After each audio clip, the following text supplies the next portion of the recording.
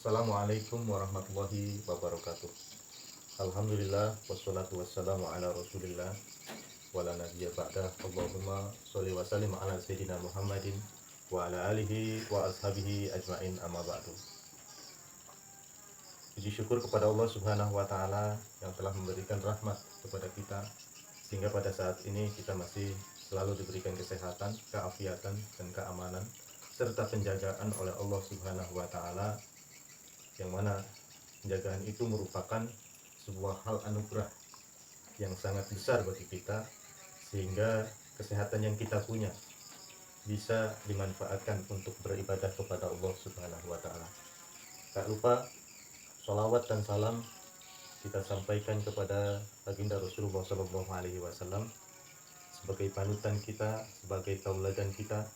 Mudah-mudahan di hari kiamat nanti, di padang mahsyar nanti, kita mendapatkan syafaat baginda Rasulullah Shallallahu Alaihi Wasallam yang memiliki syafaatul a'zam. Kaum muslimin muslimat yang berbahagia, pada kesempatan kali ini saya akan membahas beberapa hal dari keistimewaan surat yang terkandung di dalam Al-Quran, yang mana surat ini merupakan surat yang sering kita baca berulang-ulang, sering kita gunakan, dan jamaah kaum muslimin pada umumnya hafal mengenai surat ini. Surat apakah tersebut? Surat Al-Fatihah adalah merupakan kajian pada hari ini. Ulama-ulama yang besar menjadi ikutan umat berbeda pendapat apakah ada kelebihan atau keistimewaan dari surat tersebut.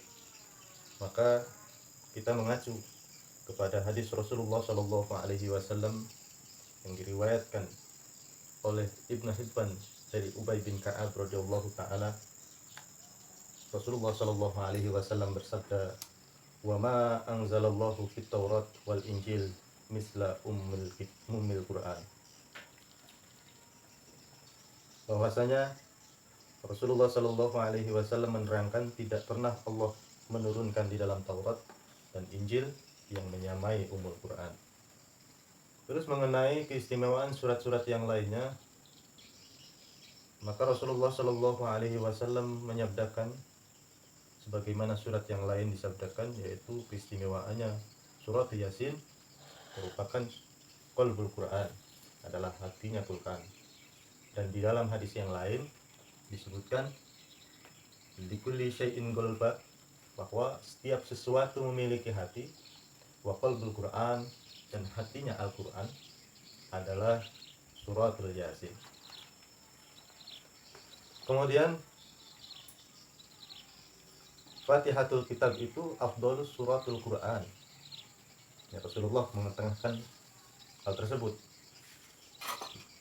Dan surat-surat yang lainnya juga sama, tidak kalah pentingnya dikemukakan oleh Rasulullah Shallallahu Alaihi Wasallam, yang mana keterangannya ayatul kursi sayyidatu ayyul Quran, bahwa ayat kursi juga memiliki keistimewaan, yaitu dijadikannya ayat kursi sebagai penghulunya Al-Quran. Kemudian Rasulullah Shallallahu Alaihi Wasallam menambah juga keterangan-keterangan dengan surat-surat yang lain, seperti surat Al-Ikhlas, bahwasanya qul huwallahu ahad sulusul Quran.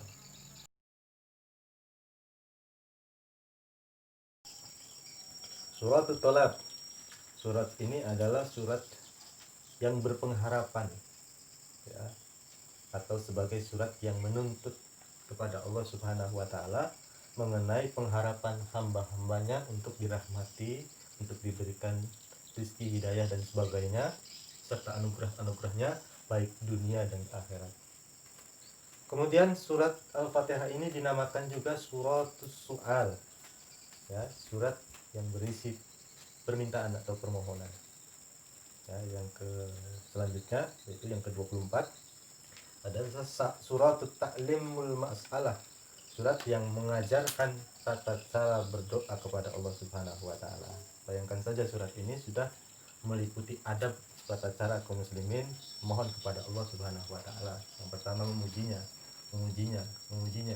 kemudian mempertemukan hambanya, ya, untuk selalu menyembahnya, dan kemudian barulah hamba itu mohon kepada Allah Subhanahu wa taala.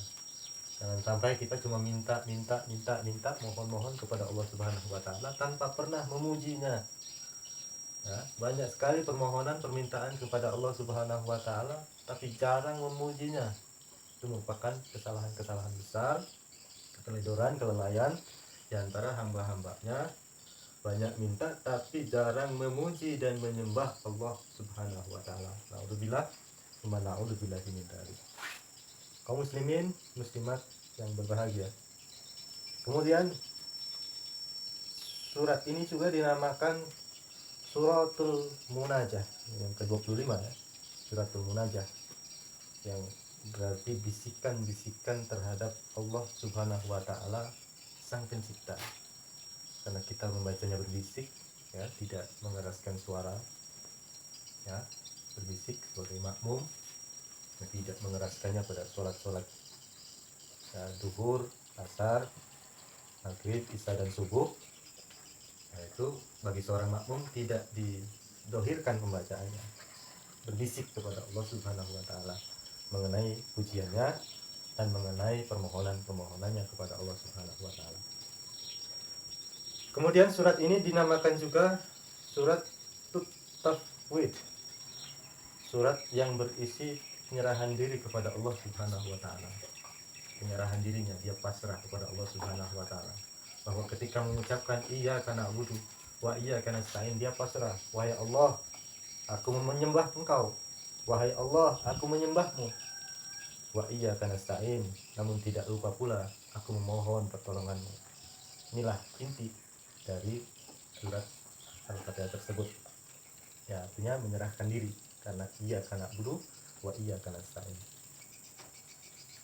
Kemudian surat ini juga dinamakan Suratul Mukafa'ah, surat imbangan yang diturunkan kepada Nabi Muhammad sebagai imbangan terhadap harta benda orang lain ya. Nah, kemudian surat ini juga merupakan surat yang sangat istimewa yang diberikan secara langsung oleh Allah Subhanahu wa taala ya, dengan firman-Nya ketika Isra Mi'rajkan oleh Allah Subhanahu wa taala. Rasulullah Shallallahu alaihi wasallam memberikan istimewaan surat Al-Fatihah. Hanya kepada beliau saja surat Al-Fatihah ini diberikan. Kemudian yang ke-28 yaitu Afdhalu Suwaril Quran, surat yang terbaik di antara surat-surat Al-Quran. Kemudian surat ini juga dinamakan yang ke-29 Akhirus Suwaril Quran, adalah surat penutup dari Al-Quran ya. Jadi surat penutup dari Al-Quran juga karena pahalanya sama dengan menghatamkan Al-Quran. Kemudian yang ke-30 adalah A'zam Suwaril Quran, ya, surat yang terbesar di dalam Al-Quran.